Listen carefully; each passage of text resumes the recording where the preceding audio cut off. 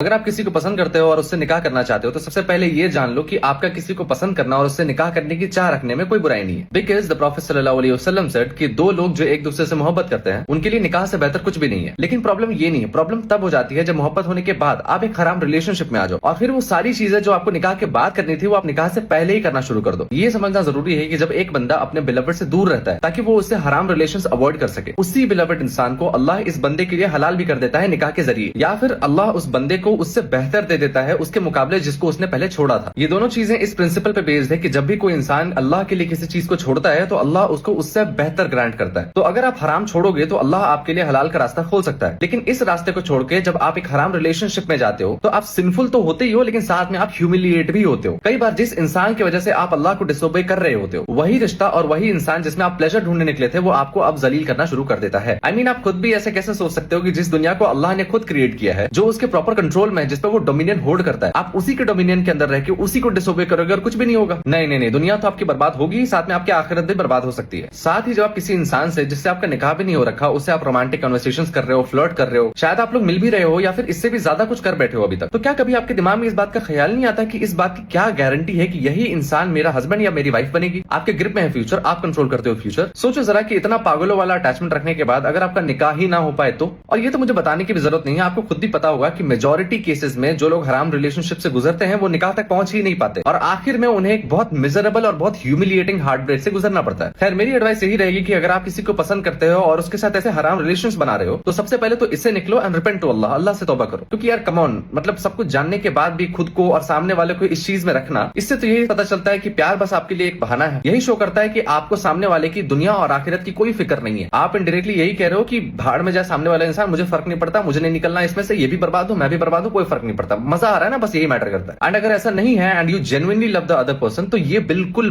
बंद हो जाना चाहिए, बिल्कुल रुक जाना चाहिए। इससे निकलने के बाद अगर आपके लिए पॉसिबल है तो आप जल्द से जल्द उस इंसान के साथ निकाह कर सकते हो अगर वो रिलीजियसली वगैरह सही है तो। अगर जल्द से जल्द नहीं कर सकते तो इस बीच उसके साथ हराम रिलेशंस बनाने से बचो और साथ ही आप अल्लाह से दुआ कर सकते हो कि अल्लाह आपका निकाह उस इंसान के साथ आसान कर दे अगर वो आपके लिए अच्छा है तो। और इन सब के बाद भी अगर किसी पॉइंट पे आपको ये रियलाइज होता है कि किसी भी XYZ रीजन की वजह से आपका निकाह हो ही नहीं सकता तो बेहतरी इसी में है कि आप इज्जत से पीछे हट जाओ, खुद को और सामने वालों को एक फॉल्स होप और एक हार्ट ब्रेकिंग अटैचमेंट रखने से बचाओ और सारी चीजों को एंड कर दो और मूव ऑन करने पे ध्यान दो अब, because this is the only best option. खैर अगर आप भी किसी सिमिलर सिचुएशन में हो और आपको नहीं पता कि उससे डील कैसे करना है और आपसे सिचुएशन अगर हैंडल नहीं हो रही तो आप मुझसे पर्सनली भी गाइडेंस ले सकते हो एक 1-on-1 कॉल बुक करके। वहां पे इंशाल्लाह मैं आपको गाइड कर सकता हूं कि आपको इस सिचुएशन से कैसे डील करना चाहिए। कॉल बुक करने के लिए आप सिंपली मेरे प्रोफाइल पे जा सकते हो, वहां पे आपको लिंक बायो में मिल जाएगा। खैर फिलहाल के लिए अस्सलाम वालेकुम।